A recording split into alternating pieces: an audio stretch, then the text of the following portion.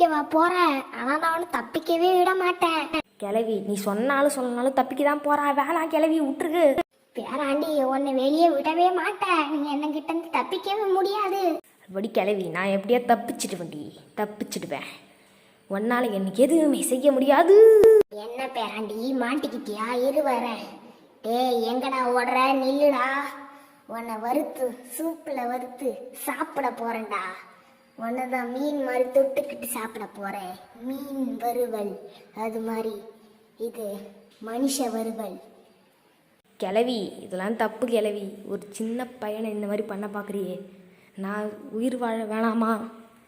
வேணாம் பேராண்டி, நீ உயிரே வேணாம். போ கிளவி. நீ என் மேலே இவ்வளோ கோபத்தோட ஏன் இருக்கு? ஏன் பேராண்டியே கொஞ்சம் நில்லு. வந்து ஒரு அடி வாங்கிட்டு போ. பாசமா கூப்பிட்றல பாட்டி.